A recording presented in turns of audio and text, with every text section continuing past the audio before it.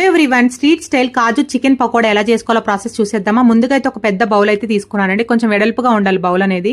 So half kilo chicken అనేది నేను ఉప్పు నీళ్ళల్లో ఒక హాఫ్ అన్ అవర్ అయితే నానబెట్టుకున్నానండి. నానబెట్టుకొని మంచిగా ఒక 3 times అయితే వాష్ చేసేసుకొని ఇప్పుడైతే ఒక బౌల్లో వేసుకున్నాను. వాటర్ అసలు ఉండకూడదండి. సో వాటర్ స్టెయిన్ చేసుకొని చికెన్ వేసుకోవాలి. సో దాంట్లోనే ఒక 1 స్పూన్ అయితే నేను సాల్ట్ వేసుకున్నానండి. హాఫ్ టేబుల్ స్పూన్ ఏమో పసుపు వేసుకున్నాను.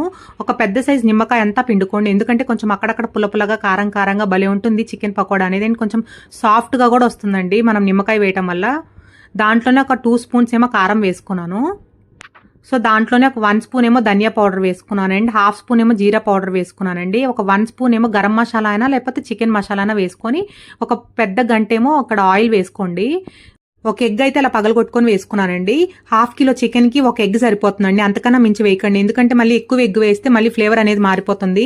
ఇలా చేసుకుంటే మీకు సాఫ్ట్ గా జ్యూసీగా చికెన్ పకోడా అనేది రెడీ అవుతుందండి. సేమ్ మీకు బయట తింటే చికెన్ పకోడా ఎలా ఉంటుందో సేమ్ అంతే ఉంటుంది. ఖచ్చితంగా అయితే ట్రై చేయండి. సో ఇప్పుడైతే మొత్తం అలా మిక్స్ చేసేసుకున్నాను వేసిన పదార్థాలని. ముందుగా అల్లం వెల్లుల్లి పేస్ట్ వేసుకోవడం మర్చిపోయానండి. సో అందుకే ఇక్కడ వేసుకున్నాను. సో చూసారు కదా, మా పాప కొంచెం ఆ రోజు ఏడిపిస్తూ ఉంది కొంచెం ఎత్తుకోమని చెప్పి. సో అందుకోసం అక్కడ వేయటమే మర్చిపోయాను పాపను ఎత్తుకొని చేసుకోవడం వల్ల. ఇక్కడైతే మీరు ముందే వేసుకోండి అల్లం వెల్లుల్లి పేస్ట్ అనేది. సో నేను ఇక్కడ లాస్ట్లో వేసుకున్నాను. సో అల్లం వెల్లుల్లి పేస్ట్ కూడా వేసేసుకొని మంచిగా అయితే ఒకసారి అలా మిక్స్ చేసుకున్నాను. అలా అయితే మంచిగా అయితే మిక్స్ చేసుకోవాలండి. సో అలా మిక్స్ చేసుకున్న తర్వాత దాంట్లో ఒక పెద్ద స్పూన్తో 1 స్పూన్ ఏమో శనగపిండి వేసుకోండి. చూసారు కదా, నార్మల్ చిన్న స్పూన్ అయితే ఒక 2 స్పూన్స్ వేసుకోండి. దాంట్లోనే ఒక 3 స్పూన్స్ ఏమో కార్న్ఫ్లోర్ వేసుకోండి. ఖచ్చితంగా అయితే కార్న్ఫ్లోర్ వేసుకోండి, ఎందుకంటే కార్న్ఫ్లోర్ వేసుకుంటేనే చాలా బాగుంటాయి చికెన్ పకోడా అనేది. బియ్యం పిండి కన్నా కార్న్ఫ్లోర్ మంచి టేస్ట్ ఇస్తుందండి. సో చెప్పాను కదా, హాఫ్ కిలో చికెన్ కి 3 స్పూన్స్ కార్న్ఫ్లోర్ అండ్ 1 స్పూన్ శనగపిండి పర్ఫెక్ట్ గా ఉంటుందండి. అంతకన్నా మించి ఎక్కువ వేయకండి, మళ్ళీ గట్టిగా వస్తాయి. సో ఇప్పుడు చూసారా, మంచిగా అయితే ఒకసారి అలా మిక్స్ చేసేసుకుంటున్నాను. అలా ఉండాలి కన్సిస్టెన్సీ అనేది.